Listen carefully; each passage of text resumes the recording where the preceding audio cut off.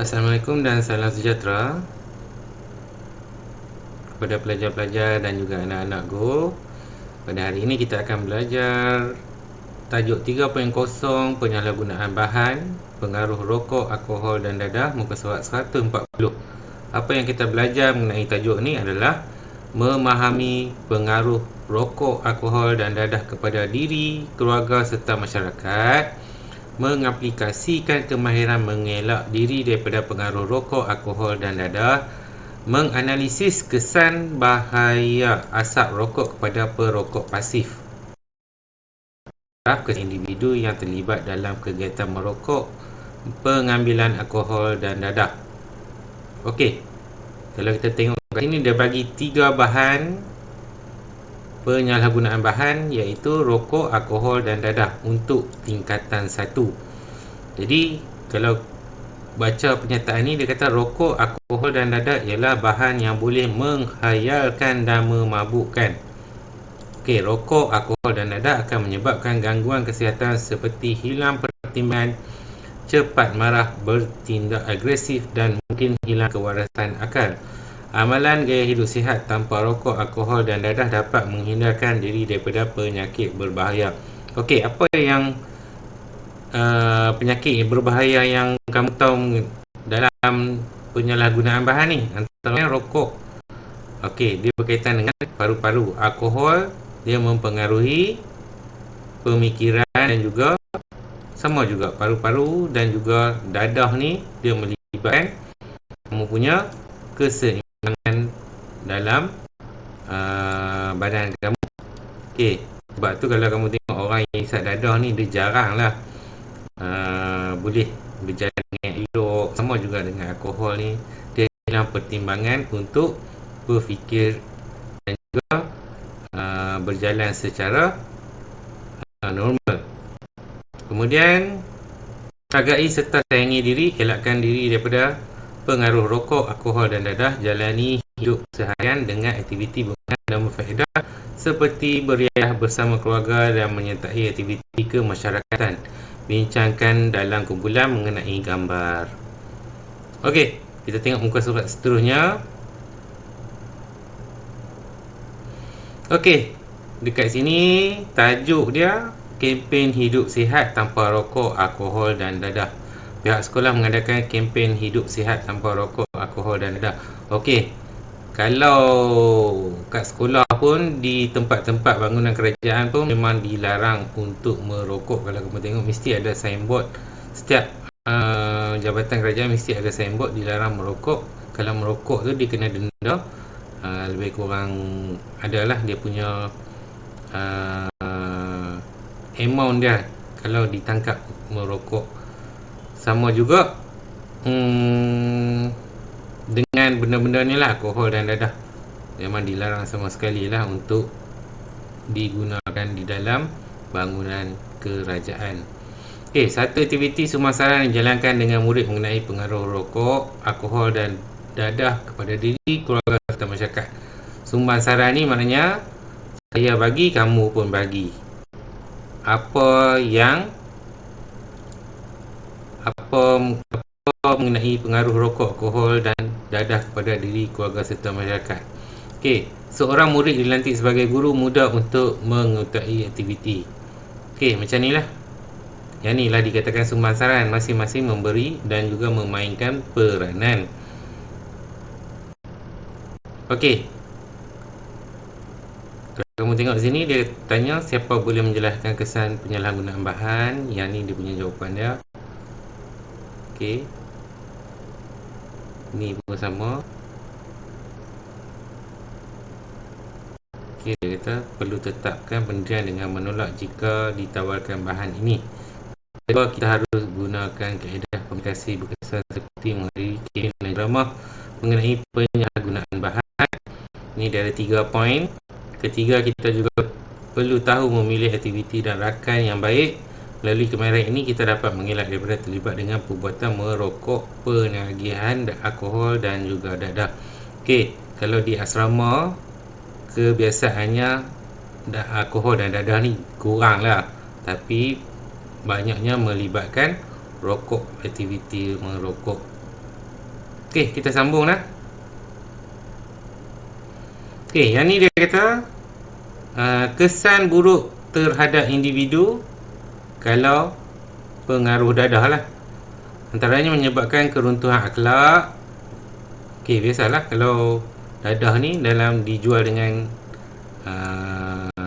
agak mahal juga. Jadi bila biasanya yang hisap dadah ni dia tak mempunyai wang lah yang banyak untuk membeli.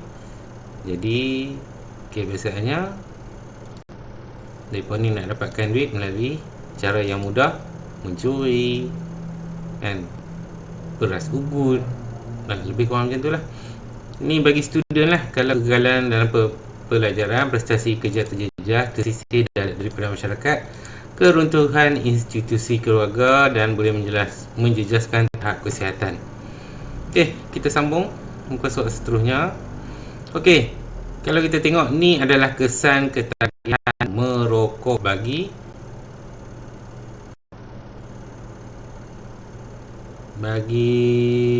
seorang manusia lah. Yang ni kesan ketagihan dadah.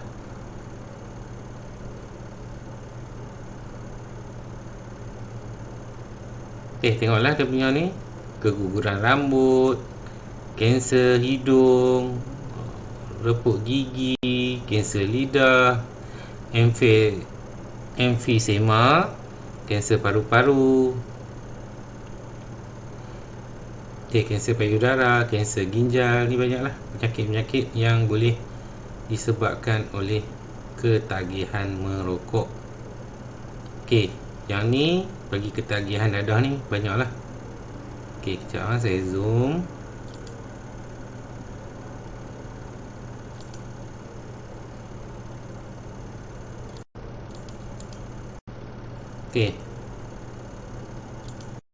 Inilah lupa, agresif, paranoid, perbuatan tidak berhenti-henti, kurang selera makan, euforia, mudah marah, pertuturan tidak jelas.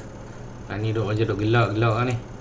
Pening kepala, kekeliruan, halusinasi. Sebab tu orang yang hisap rokok ni dia boleh terbang kan. Tingkah laku, keterlaluan, tekanan emosi, sering merasa panik. Ni antara simptom-simptom psikologi lah. Kemudian hati, kerosakan hati, peredaran darah, tekanan darah tinggi, menjejaskan saluran darah ke otak, boleh menyebabkan stroke. Bila kita tengok tekanan darah tinggi, risiko dia bila-bila aja dia boleh kena stroke. Kemudian anak mata membesar, mulut gigi berketak, kulit berpeluh, jantung sakit. Kemudian biasalah kalau ni ada sawan. Kemudian kamu tengok pun kalau dia tak gunakan dadah, dia tak ambil dadah masa tu, dia lebih kepada menggigil badan dia. Ni bukan saya saja lah. Ni tengok ni daripada Badan Kerajaan, sumber info sihat gov.my. Kemudian yang ni wordpress.com. Ni kesan ketagihan alkohol. Yang tadi rokok, dadah, dan ni adalah alkohol. Alkohol ni lebih kepada benda memabukkan dan hilang pertimbangan. Sebab tu biasanya kalau kita tengok ni kesan ketagihan alkohol ni, kebanyakannya orang yang tengah mabuk ni dia banyaknya membawa kenderaan lah, kereta kan. Lepas tu belah ikut suka je dan sampai hilang pertimbangan. Yang ni lah antara kesan ketagihan alkohol. Yang ni yang penting ni, kesan bahaya asap rokok kepada perokok pasif. Maknanya perokok pasif ni dia tidak merokok tapi dia terdedah kepada asap rokok lah.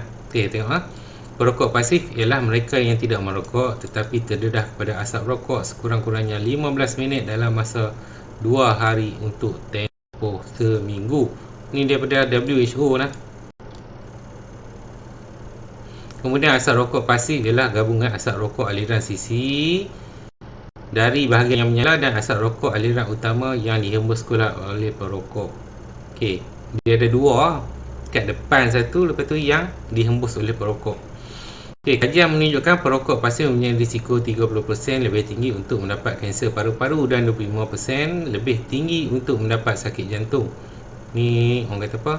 Risiko yang tinggi jugalah bila 30% dan juga 25%.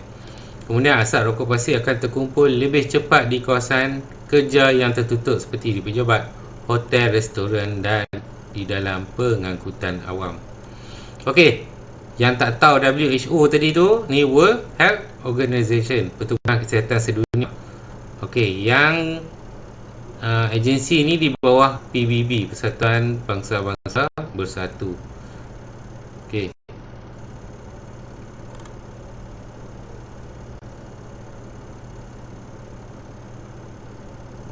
Okey, apakah tindakan yang perlu anda lakukan untuk menyampaikan maklumat kepada keluarga dan warga sekolah mengenai penyalahgunaan bahan ni, iaitu dadah, alkohol dan juga rokok. Jadi kita tengok kumpul maklumat dari pelbagai sumber internet, bahaya dan juga cara kemahiran mengelakkan diri daripada pengaruh rokok, alkohol dan dadah. Gunting maklumat yang terdapat dalam bahan bercetak tanpa maklumat tersebut dalam buku skrap mengikut kreativiti masing-masing. Kemudian bahan yang telah anda sediakan boleh juga dimuat naik dalam media sosial. Murid boleh menggunakan maklumat komputer sekolah untuk menyebar luas maklumat ini. Okey, yang ni nanti kita akan buatlah aktiviti ni bila kita ada pembelajaran bersemuka. Okey. Itu saja untuk tajuk ni. Nanti saya akan bagi latihan untuk tajuk 3.0 ni, penyalahgunaan bahan ni. Apa-apa pun pertanyaan, nanti kamu boleh tanya saya dalam grup Telegram kita. Itu saja untuk hari ini. Sekian.